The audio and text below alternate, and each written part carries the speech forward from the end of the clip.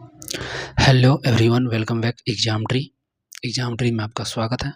Bihar police constable practice set number 5 constable practice set मध्य निषेध कक्षपाल और ड्राइवर का जो जून महीना में एग्जाम होने वाला है उसके लिए महत्वपूर्ण है, रामबाण है।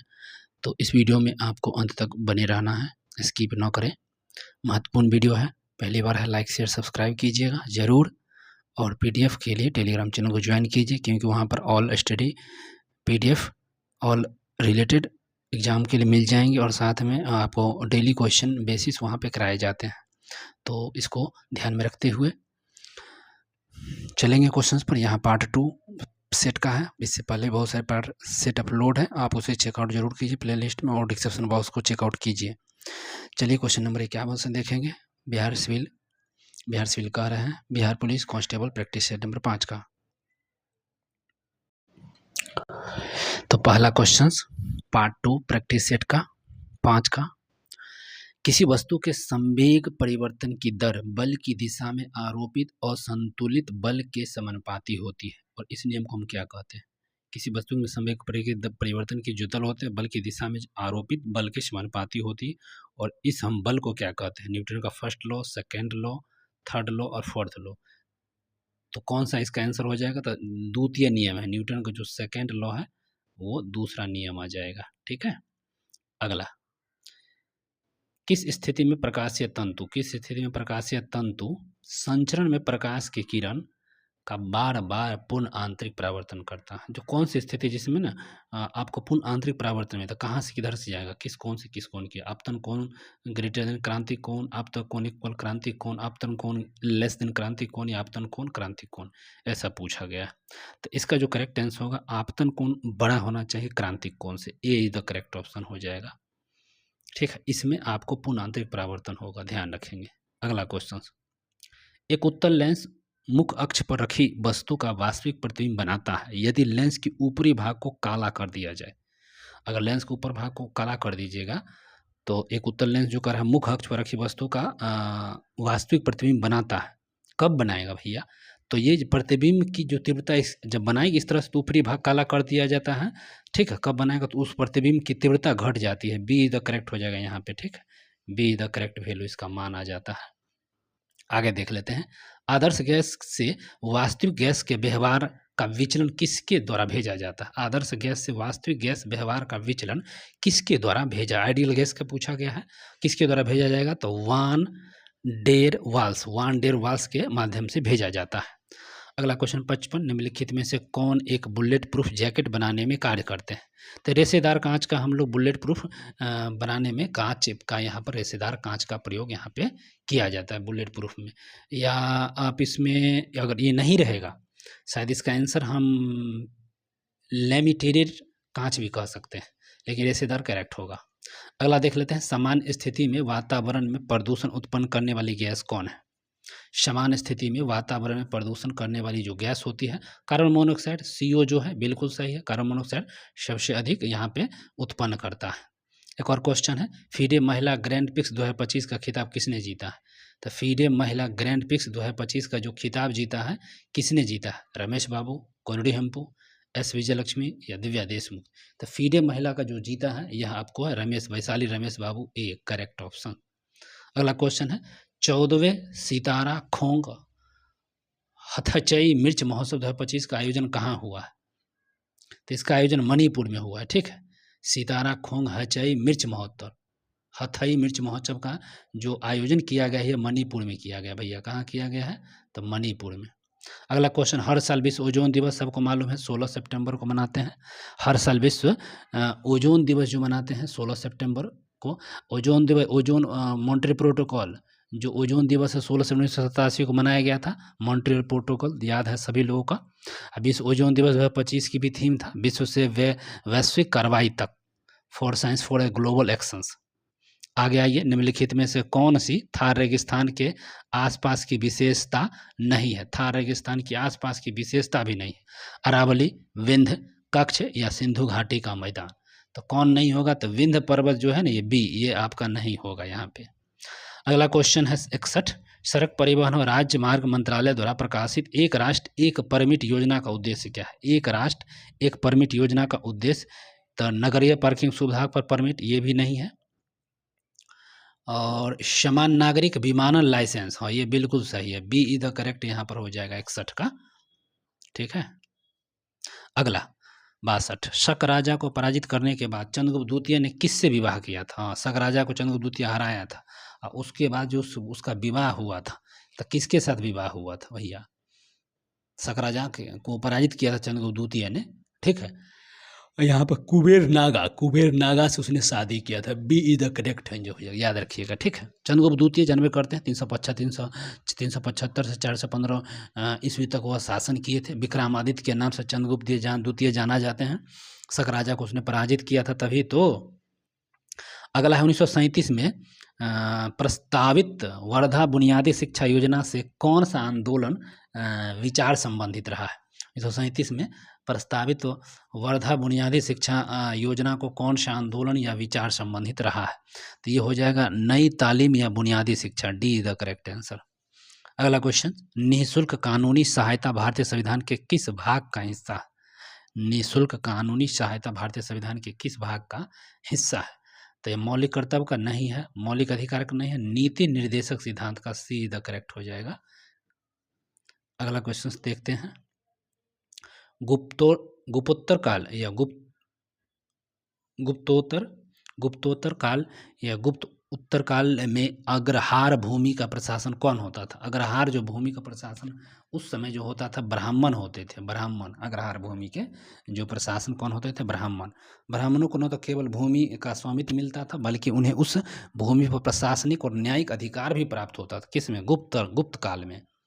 चलिए आगे देखते हैं, 66 नंबर को हम देख लेते हैं। 66 नंबर क्वेश्चन, प्रतिहारों के किस शासक मिहिर भोज ने कौन सी उपाधि, मिहिर भोज ने धारण उपाधि किया था? किस उपाधि को उसने धारण किया था?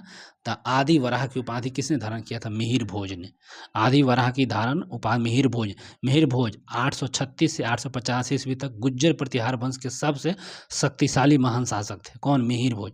और उसने आदि वराह की उपाधि को धारण किया था और उनके कुछ सिक्कों पे भी अंकन था आदि वराह वाला। भगवान विष्णु के 12 अवतारों में उनकी भक्ति को दर्शाया गया है, आदि वराह कहा जाता है। ग्वालियर प्रशस्ति अभिलेख में उन्हें आदि वराह कहा गया था, जो उनके शासनकाल और विजय की जानकारी के महत्वपूर्ण स्रोत भाग है। मिहिर भोज प्रभास जैसी अन्य उपाधि भी धारण किया, जिसका उल्लेख दौलतपुर ताम्रपत्र में मिलता है। गुज्जर प्रतिहार वंश के संस्थापक नागभट्ट थे। तो गुज्जर प्रतिहार वंश के संस्थापक कौन थे? नागभट्ट। अगला क्वेश्चन, भारतीय संविधान के किस अनुच्छेद के तहत मौलिक कर्तव्य के संरक्षण के लिए रिट जारी किया जाता है?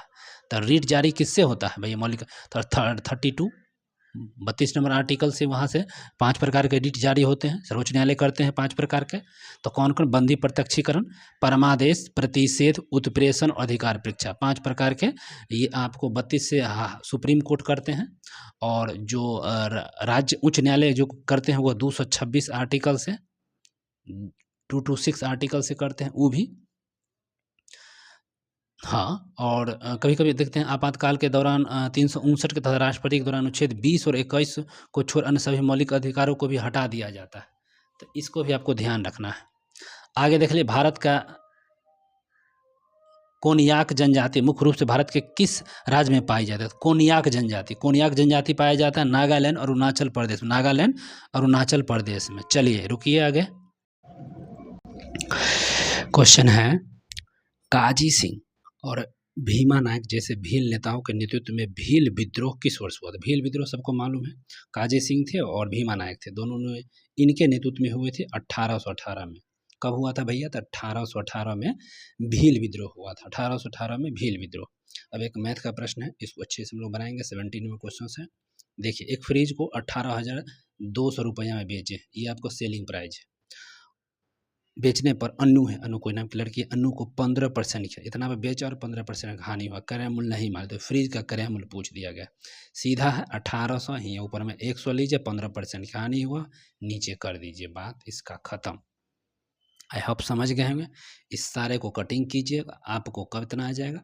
काट ही लीजिए ना, 17 × 5 = 85 हो, 17 × 6 का टोटल आ जाएगा 214/11। 214/11 बी जो ऑप्शन से करेक्ट है, कटिंग कीजिएगा आपको आ जाएगा। आई होप समझ गए।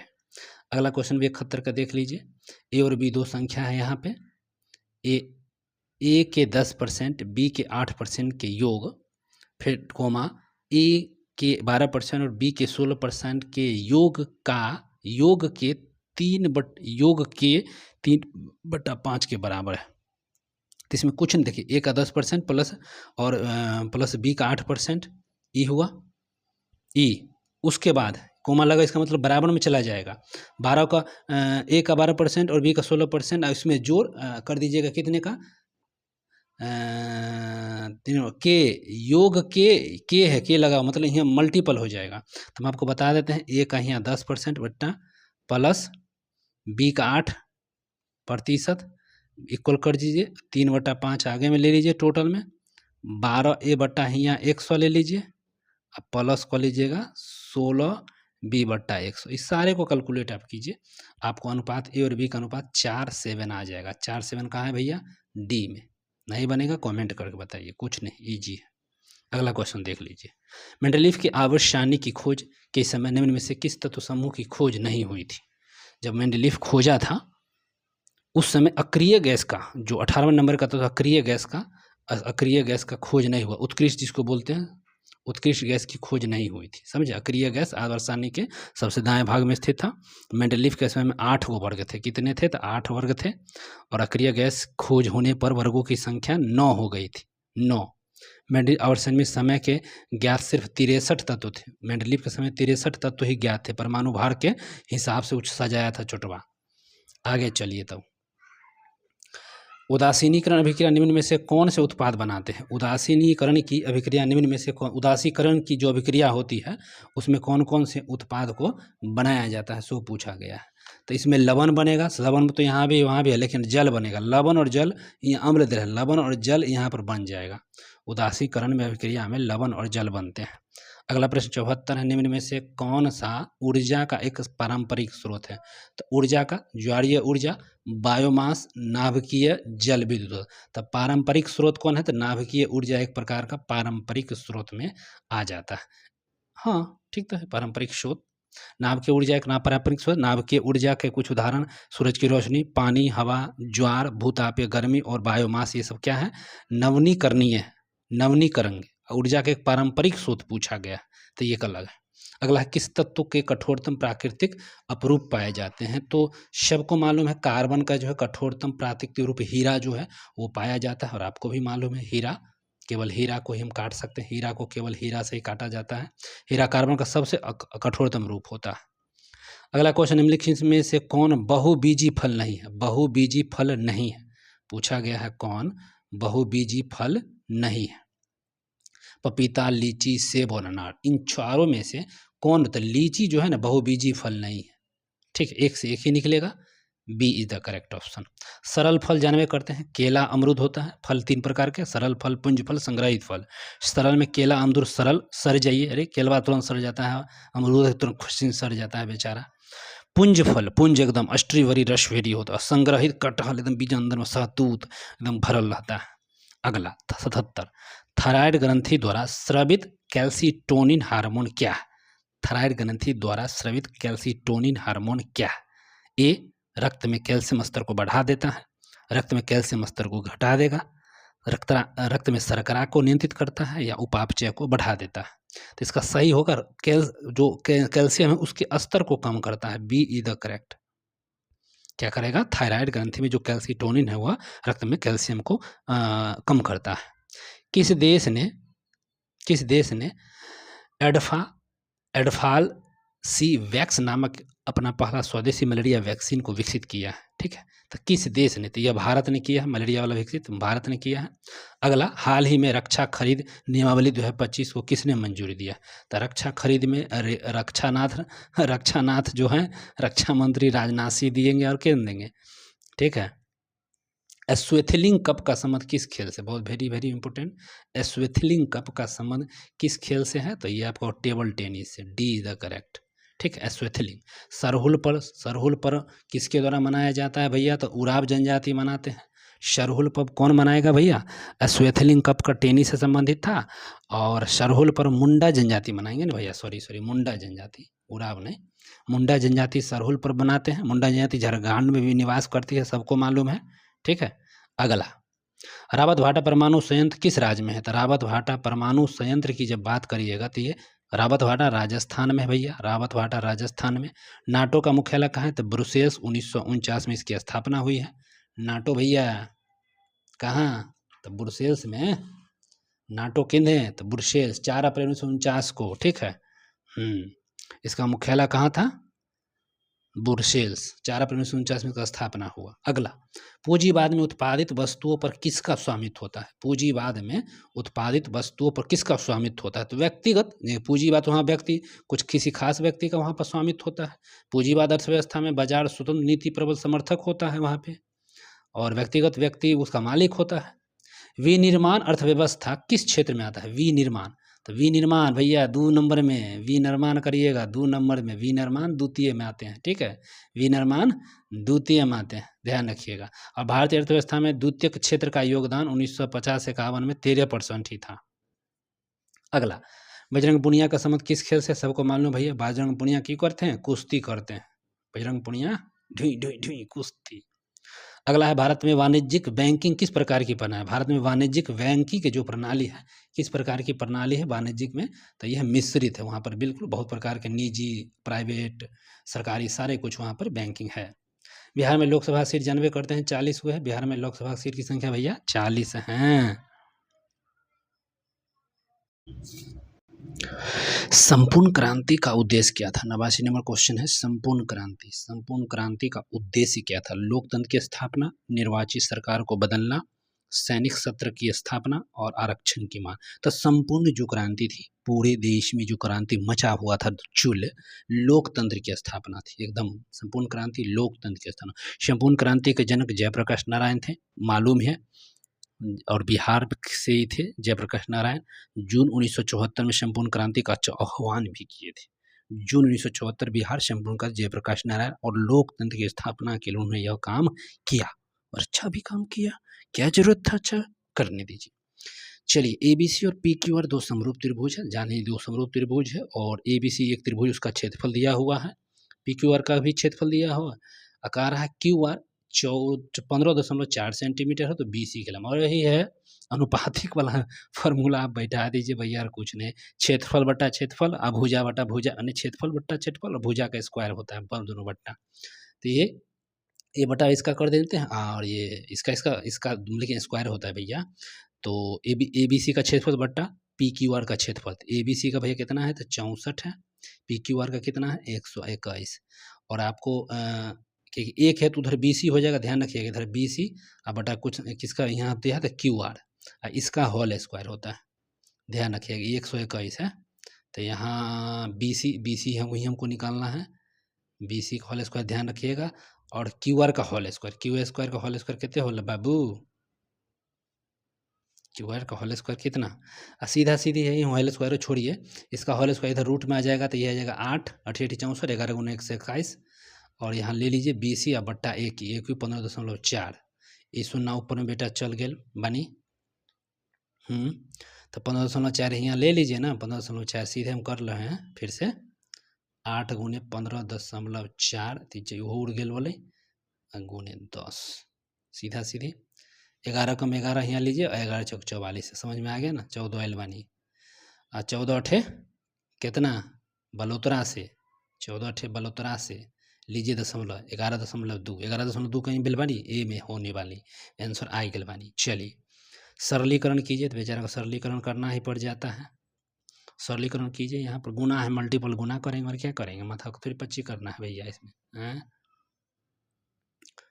हाँ देखिए, यहाँ माइनस पावर ए है, तो 3ab, इसका a प्लस बी यहाँ पर नीचे ले आइए। इस सब पर माइनस पावर है, तो 1/a प्लस 1/b, यहाँ पर ये टूट जाएगा बेचारा। हाँ, तो ये समझ ही गए, बड़ा शॉर्ट हम कर रहे हैं, आप लोग माथा लगाते रहिए, नहीं तो इनको करवाई दीजिएगा। तो यहाँ देख लीजिए 3ab, ये 3ab और a प्लस बी तो हो ही जाएगा, उधर इधर ab के लॉस लीजिए यहाँ, तो b प्लस a और a b यहाँ मल्टीपल में आ जाएगा। इतना तो समझ ही रहे होंगे आप लोग भी, नहीं समझ रहे हैं कि ना? समझ रहे हैं ना जी? समझ रहे हैं। नीचे है 3ab a प्लस बी है, वहाँ a प्लस बी ऊपर में चल जाएगा, ए बी एन में आ गया, और a प्लस बी तो ही है ना, a plus B A plus कट गल बानी, ठीक है। ए बी कट गल, 3 आंसर है, 3 आंसर कितने बानी? डी में बानी, मिल गली। चलिए डार्विन फिच किसका उत्कृष्ट उदाहरण है? डार्विन फिच माने ये 92 नंबर। डार्विन फिच किसका उदाहरण है? डार्विन फिच जो उदाहरण है अनुकूल विकरण का, अनुकूल विकलन, ठीक है, बी इज द करेक्ट होगा, अनुकूल विकरण। डार्विन फिच इसी का उदाहरण होगा। अगला 93, निम्नलिखित में से कौन सा कथन सही है? पहला, कार्बन डाइऑक्साइड ग्रीन हाउस प्रभाव के लिए जिम्मेदार नहीं है,